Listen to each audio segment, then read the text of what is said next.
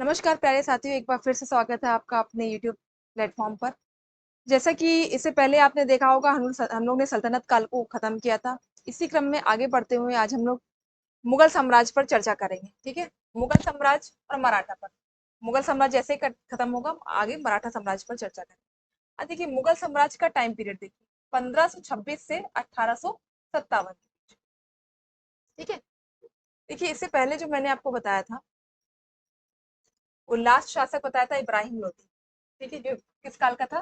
सल्तनत काल का। किस काल का था? ये सल्तनत काल का। ठीक है, उसके बाद आपको मैंने बताया था कि पानीपत का प्रथम वॉर जो कि 21 अप्रैल 1526 में लड़ा गया था इब्राहिम लोदी और बाबर के बीच, इसमें बाबर की विजय हुई थी और इब्राहिम लोदी क्या हुआ था? पराजित। अच्छा, अब आप ये बताइए कि इब्राहिम लोदी पराजित क्यों हुआ था, बाबर विजय क्यों हुआ था? इस पर थोड़ा तो चर्चा करते हैं कि क्या कारण है कि इब्राहिम लोदी पराजित हुआ और बाबर की विजय। देखो, एक बहुत बड़ा कारण मैं आपको बताऊं कि भारत में कोई भी बड़ा साम्राज्य जब विघटित होता है या कि कोई बड़ा साम्राज्य का कोई शासक विघटित होता है, तो उसके अंदर खुद शासक के अंदर निहित कुछ कमजोरियां होती हैं और कुछ जो प्रॉब्लम्स होती है वो उनके सिनेरियोज में होती है। किसमें होती है? उसके सिनेरियो में। तो इब्राहिम लोदी के सिनेरियो में प्रॉब्लम थी थोड़ी। ठीक है, उस समय जो क्षेत्रीय राजवंश है, जो क्षेत्रीय शक्तियां हैं, वो इमर्ज हो रही थी, जो इब्राहिम लोदी को डिस्टर्ब कर रही थी। साथ ही साथ इब्राहिम लोदी का व्यक्तित्व या उनकी जो सैनिक क्षमता है, वो उतनी प्रबल नहीं थी कि वो बाबर को भारत आने से रोक सकती। ठीक है, बाबर की जो सैनिक पावर है, जो सैन्य पावर है, वो पर्याप्त होमवर्क करके आया था भारत में। जो सैन्य शक्ति है,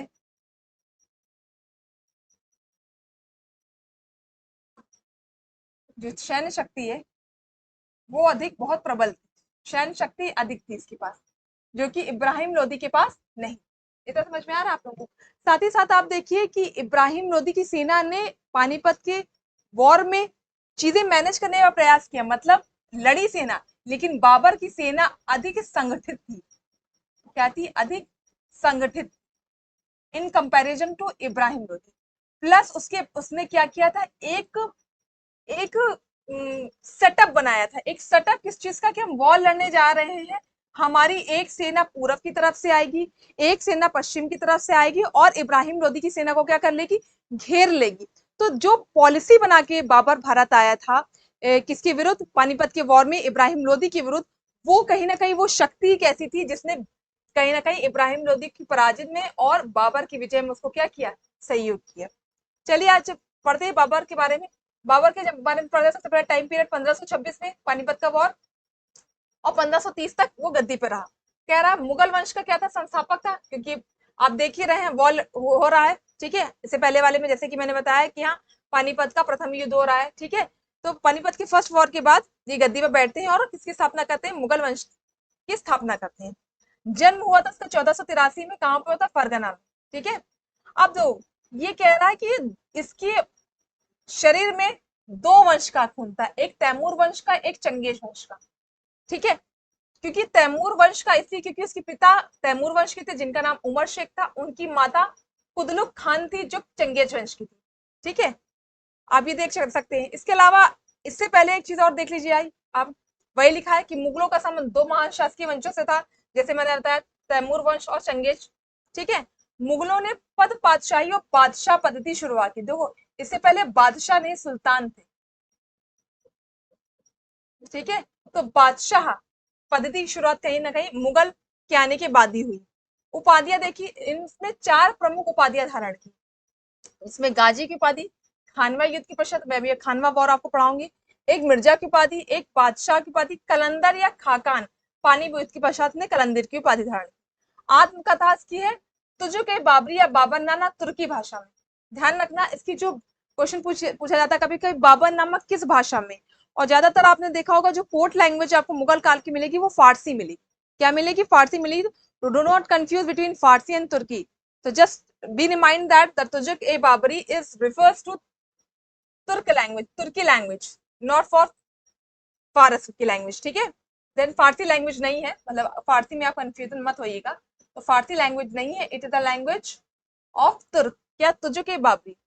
अब देखो बाबर के समकालीन भारतीय शासक थे, उसको लिखने का उद्देश्य ये था कि बाबर जो है मुगल साम्राज्य की स्थापना करता है, ठीक है, मुगल वंश का संस्थापक है, वो भारत में आता है। तो उसको अब जब वो नया शासक है, नया व्यक्ति, नया बादशाह है और भारत में आ रहा, तो वो कंटेम्प्रेरी शासकों को देखेगा, उनके साथ या तो वॉर लड़ेगा या तो उनके साथ फ्रेंडली रिलेशन बनाएगा, ठीक है। तो कौन कौन से इनके समकालीन शासक थे उनको देखते हैं। सबसे पहले थे विजयनगर में कृष्णदेव राय थे। जब विजयनगर साम्राज्य पढ़ाएंगे तो उस पर डिस्कशन करेंगे। दिल्ली में इब्राहिम लोदी था, जिसको उसने पराजित ही किया था। मालवा में थे महमूद शाह तृतीय, मेवाड़ में थे राणा सांगा, बंगाल में थे नुसरत शाह, ठीक है। अब कह रहा बाबर ने भारत में 5 बार आक्रमण किया, ठीक है। सबसे पहले देखिए उसने भेरा का युद्ध जो कि 1519 में लड़ा, जिसमें यूसुफ शाह जाति के विरुद्ध लड़ा था। पहली बार इसने किसमें क्या किया था, तोपों का प्रयोग किया था।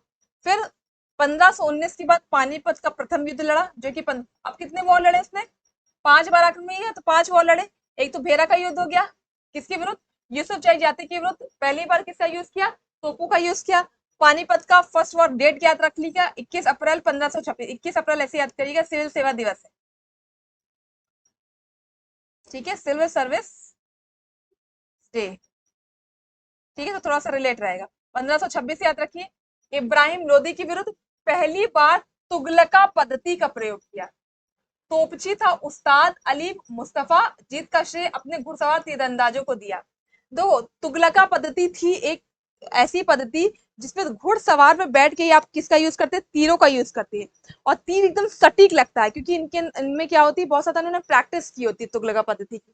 इसके अलावा तोप का यूज तो वो पहली बार कर ही चुके थे, तो तोप का भी यूज कर रहे हैं। तो तोपची कौन था उनका, उस्ताद अली मुस्तफा थे, और तुगलका पद्धति का यूज किया, जिसमें इन सब पद्धतियों को इब्राहिम वो टैकल नहीं कर पाया। क्या नहीं कर पाया, इसको टैकल नहीं कर पाया क्योंकि ये पद्धति वो नहीं जानता था।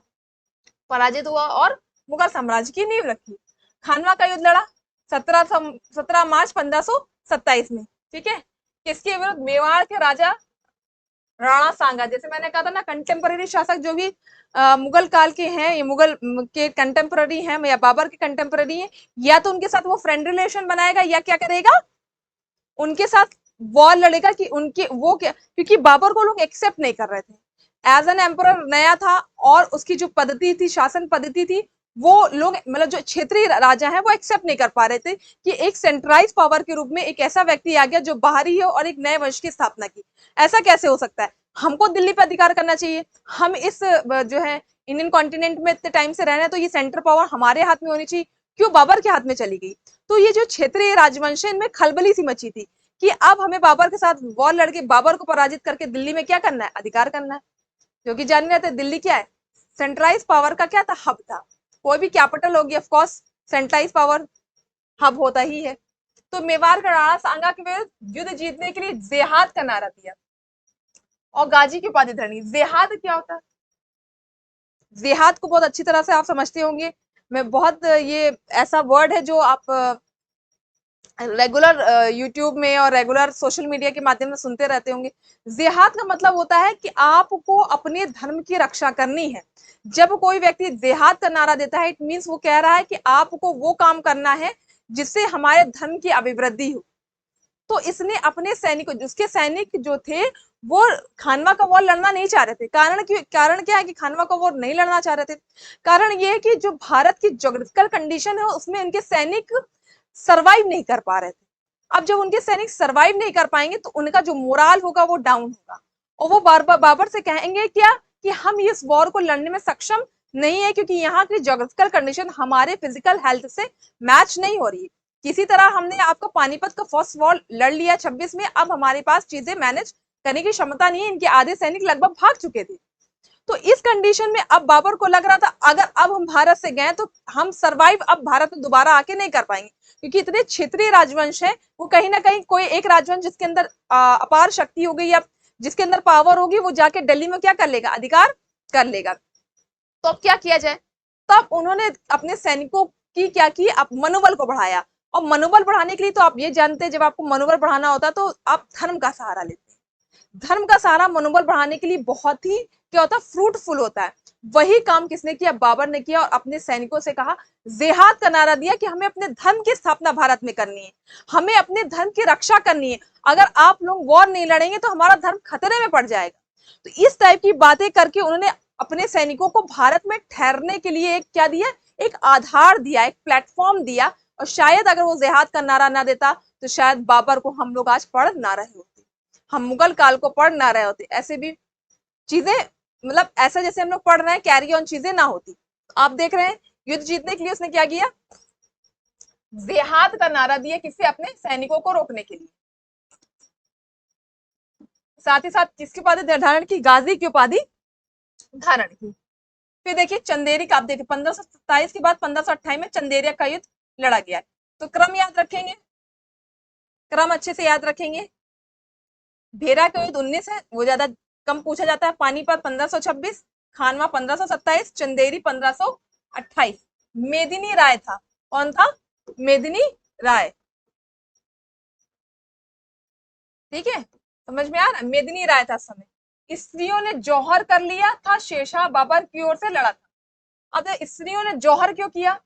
स्त्रियों ने जौहर इसलिए किया, मेदिनी राय जो शासक था, तो जब आपने मेदिनी राय को पराजित किया तो वहां की जो औरतें हैं वो डर रही थी, क्योंकि बाबर एंड कंपनी उनके लिए विदेशी थी। तो कहीं ना कहीं उनके सतीत्व की रक्षा के लिए, अपने स्त्रीत्व की रक्षा के लिए उन्होंने क्या किया? जौहर किया। ध्यान रखिएगा। इसके बाद घाघरा का वॉर आया है 1529 में। इसमें अफगान महमूद लोदी को उसने पराजित किया था। ये वॉर ऐसा है जो जल में लड़ा गया, थल में भी लड़ा गया। बंगाल के शासक नुसरत शाह से संधि हो गई। तो क्रम याद रखेंगे, 1526 पानीपत फर्स्ट वॉर, 27 खानवा, 28 चंदेरी, 29 घाघरा।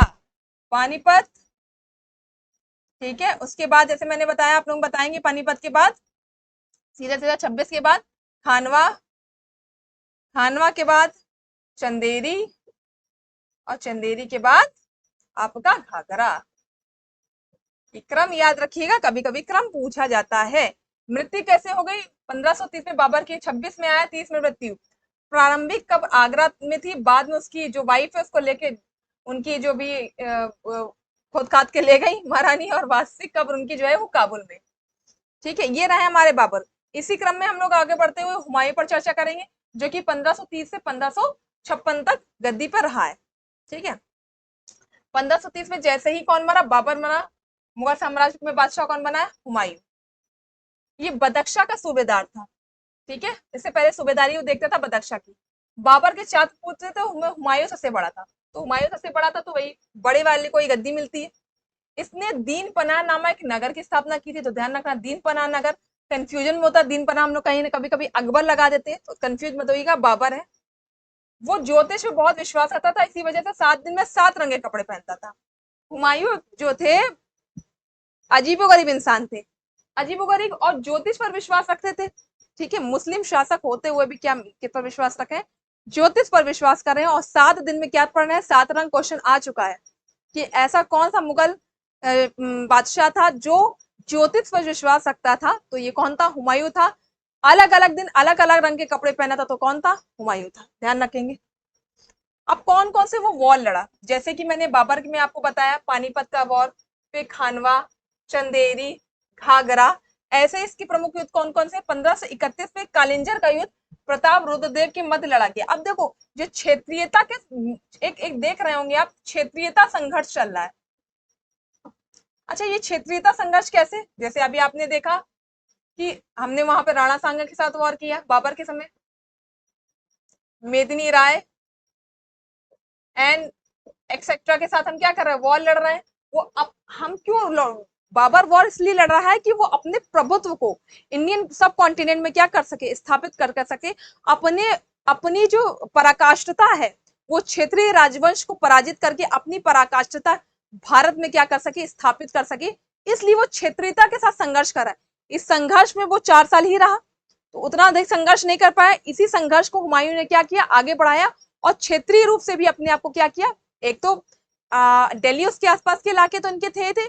इसके अलावा जो छोटे छोटे राजवंश किनारे किनारे काम कर रहे थे, उन राजवंश को पराजित करके अपना जो साम्राज्य का विस्तार और अपनी शक्तियों का विस्तार करके ये बताना चाह रहे थे कि I am the future of India, हम ही भारत के भविष्य हैं, हम ही आने वाले बादशाह हैं और हम ही आप पर क्या करेंगे, राज करेंगे, प्रशासन करेंगे।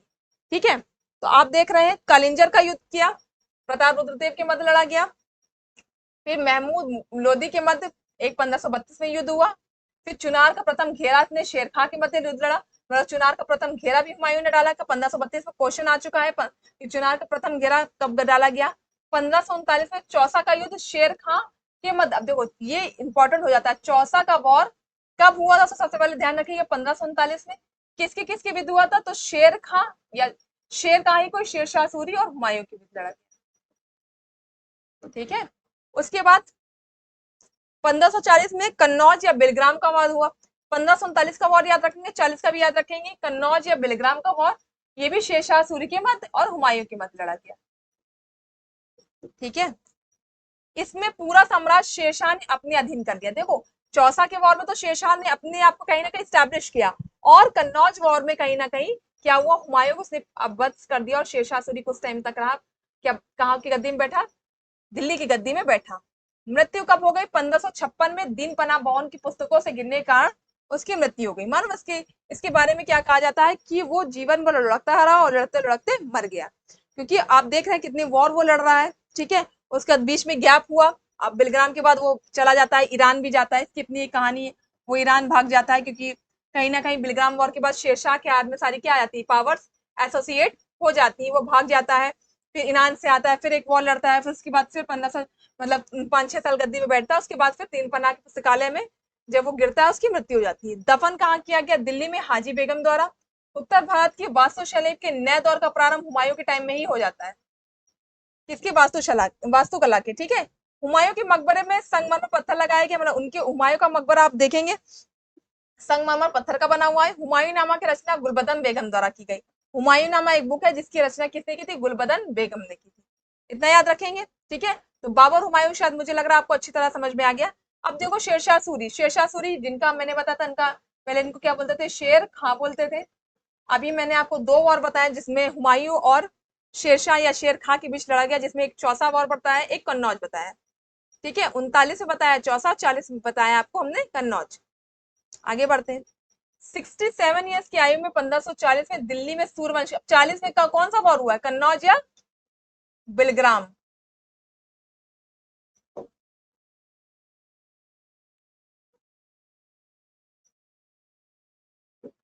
कौन सा वॉर हुआ है, कन्नौज या बिलग्राम का। ठीक है, उसमें कौन जीता है, मैंने कहा था हुमायूं हार गया और शेरशाह जीता है।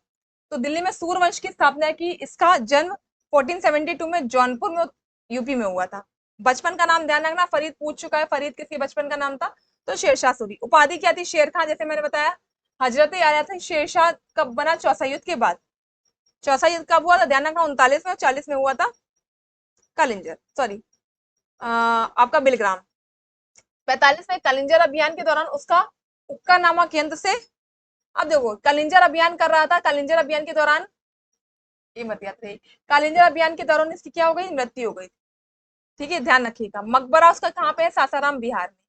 ठीक है, तो शेरशाह के बारे में दोनों और याद रखेंगे, उनकी बचपन का नाम याद रखेंगे, और उनकी मृत्यु कहाँ हुई थी, कलिंजर में हुई थी। अब मोस्ट फेवरेट लोगों के टॉपिक होते हैं कहीं ना कहीं, वो है 1556 से 1605 के बीच कौन बैठा, अकबर गद्दी पे बैठा। कौन गद्दी पे बैठा, अकबर।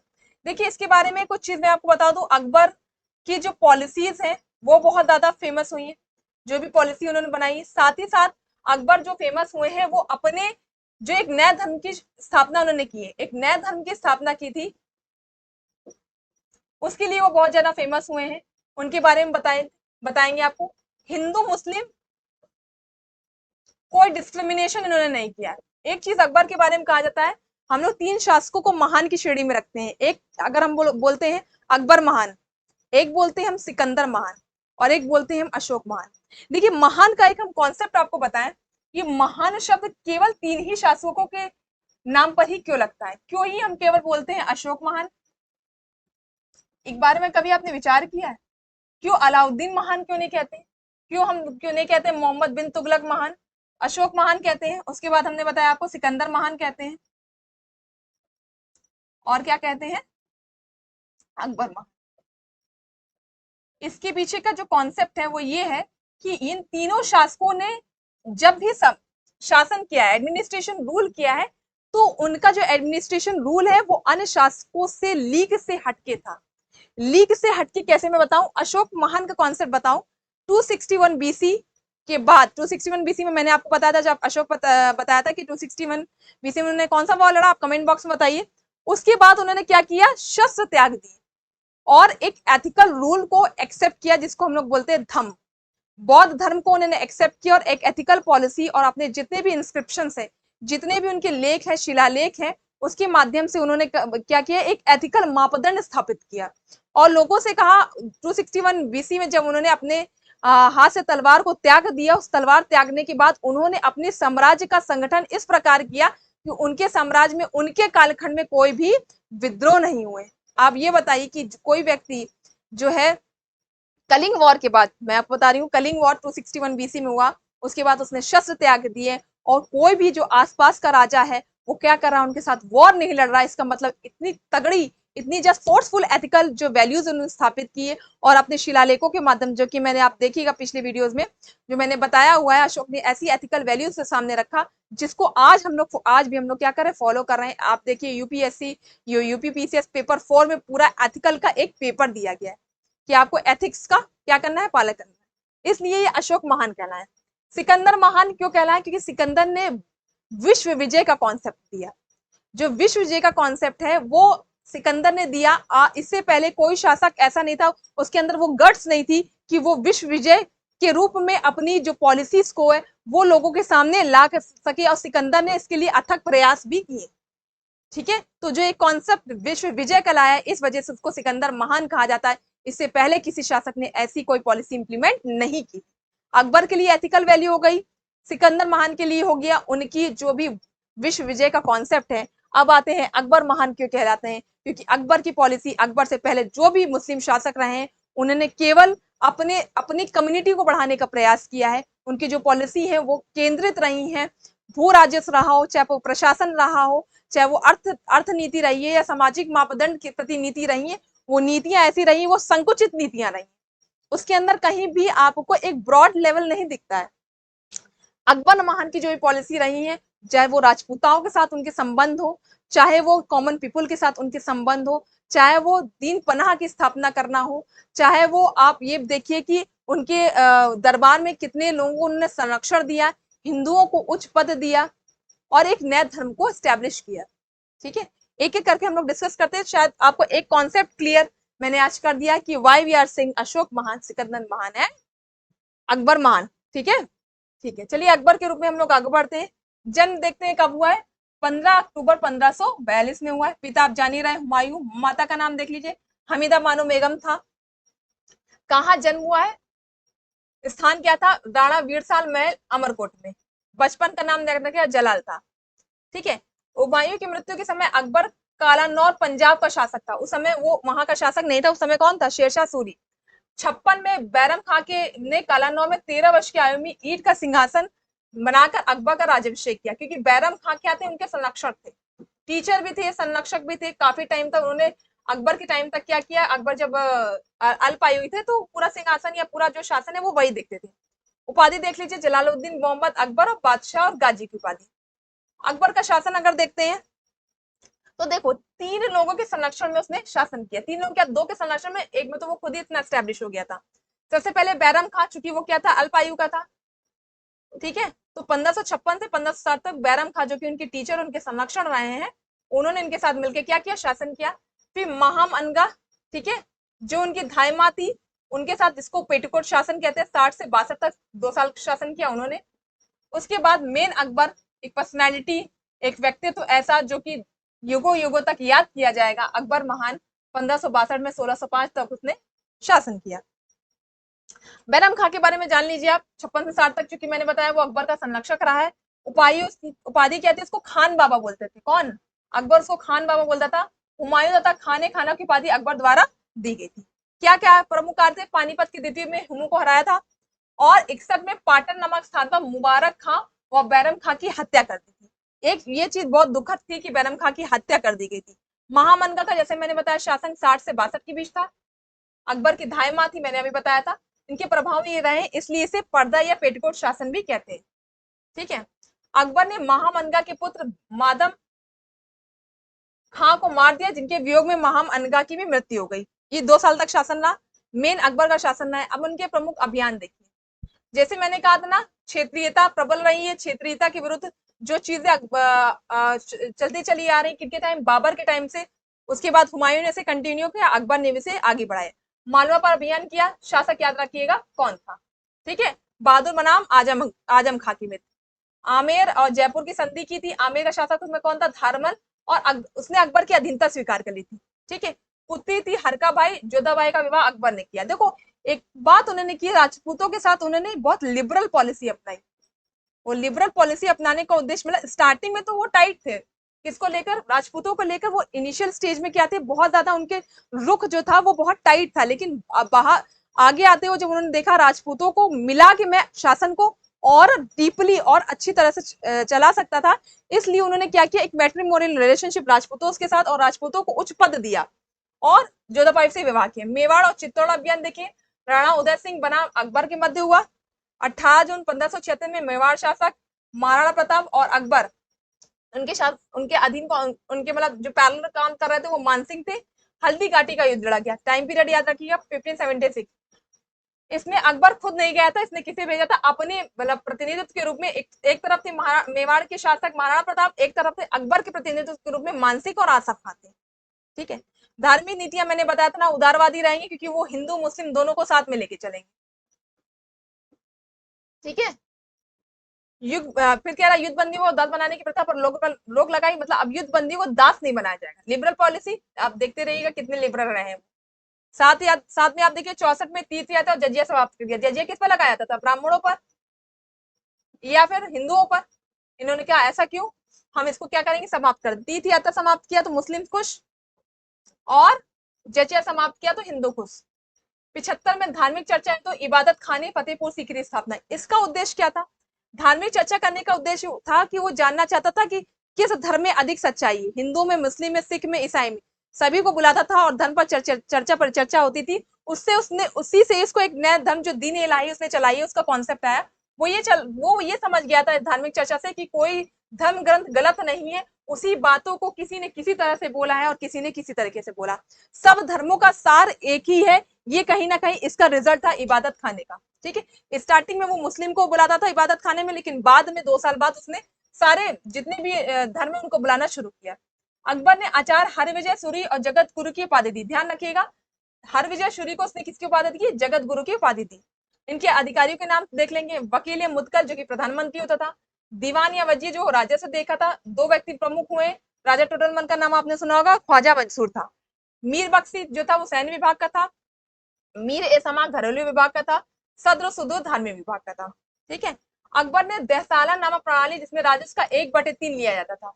दहसाला पद्धति किसने शुरू की, अकबर। कितना राजस्व था, 1/3। मनसबदारी प्रथा देख लें, दशमलव प्रणाली पर आधारित थी। सैन्य व भू राजस्व व्यवस्था के लिए 250 मनसबदारों की नियुक्ति की। ये कहीं ना कहीं आगे नेगेटिव बन जाता है, लेकिन कहीं ना कहीं इनिशियल स्टेज में कोई पॉलिसी होती है वो हमेशा पॉजिटिव रहती है। नवरत्न रहे हैं, नवरत्न से समझ में आ रहा है कि वो क्या था, साहित्य का संरक्षक था। तो आप देख सकते हैं साहित्य के क्षेत्र में भी अकबर काम कर रहे हैं। कौन कौन था, बीरबल जो कि बहुत ही दीन इलाही को सबसे पहले अपनाने वाले यही थे। ठीक है। जो एक नया धर्म बनाया था अकबर ने। अबुल फजल तानसेन किस क्षेत्र में थे, आप जान रहे, संगीत। फिर अब्दुल रहीम खाने खाना थे, बहुत ही क्लोज थे। मानसिंह थे, राजा टोडरमल थे, किस क्षेत्र में थे, भू राजस्व। फैजी किसमें था, साहित्य। बहुत सारे ग्रंथों में आप देखेंगे अनुवाद करवाएगा ये। और हकीम हुमाम थे, साथ ही थे मुल्ला दो प्यादा थे। ठीक है। अब कुछ महत्वपूर्ण तथ्य देख लेते हैं अकबर के बारे में। कह रहा है स्थापित कला के क्षेत्र में अकबर ने दिल्ली में हुमायूं किला, आगरा में हुमायूं का मकबरा और आगरा का लाल किला, फतेहपुर सीकरी में शाही महल, दीवाने खास, पंचमहल, बुलंद दरवाजा, जोधाबाई महल, इलाहाबाद का किला, लाहौर का किला बनाया। देखिए कला के क्षेत्र में भी वो काम कर रहा है। एक एक करके देखिए, हुमायूं का किला, हुमायूं का मकबरा दोनों उसने बनवाया। आगरा का लाल किला, ध्यान रखिएगा दिल्ली का नहीं, आगरा का लाल किला। फतेहपुर सीकरी में शाही महल, दीवाने खास, पंचमहल, बुलंद दरवाजा, जोधाबाई का महल तो बनवाएंगे ही, साथ साथ में इलाहाबाद का किला जो कि आपने देखा होगा बड़े हनुमान जी के पास है, वो भी इसने बनवाया। लाहौर का किला बनाया। 1605 में क्या हुई, इसकी मृत्यु हो गई, जिसे कहा दफनाया गया, आगरा के निकट सिकंदरा में दफनाया गया। ठीक है, चलिए आगे हम लोग चर्चा करते हैं अब जहांगीर के बारे में। तो हम लोग जहांगीर पर चर्चा करेंगे, जो कि 1605 से 1627 के बीच रहा है। जन्म देख लीजिए 1569 में हुआ है। माता का नाम ध्यान रखिएगा, क्या था, हरका भाई। क्या नाम था, हरका बाई। इसने 12 अध्यादेश जारी किए, जिसे दस्तूर उल अमल कहते हैं। देखिए 12 अध्यादेश किसने जारी किए, तो आप बताइए, जहांगीर। जिसे क्या दस्त उल अमल कहते थे। न्यायप्रिय शासक था, स्वर्ण जड़ित न्याय की जंजीर लगवाई थी। क्या लगवाई थी, स्वर्ण जड़ित न्याय की जंजीर। आत्मकथा ध्यान रखिए, तुझके जहांगीरी, अभी मैंने आपको उसकी भी बताई थी, किसकी, कमेंट बॉक्स में बताई। इससे पहले हमने 2 आत्मकथा बताई, गुलबदन बेगम की हुमायूंनामा, और एक और बताई थी बाबर की, तुर्की भाषा में। कमेंट करके बताइए कौन सी बताई थी। ये स्वयं चित्रकार था और चित्रकार का संरक्षक था। ठीक है, चित्रकला का प्रारंभ अगर देखा जाए, वैसे हुमायूं के समय हो गया था, लेकिन मेन जो था वो किसके समय में हुआ था, तो हम कह सकते हैं कि वो हुआ था जहांगीर के टाइम। ठीक है, स्टार्टिंग हो गई थी हुमायूं के टाइम, लेकिन जो बहुत ज्यादा इमरजेंस हुआ था वो इनके टाइम हुआ था। ठीक है, इनके टाइम हुआ था, इनके टाइम पे। फिर आप देखते हैं चित्रकार का नाम देखिए, अब्दुल समद और मंसूर खान, इनका नाम आपने बहुत सुना होगा, इनके कार्यकाल में थे।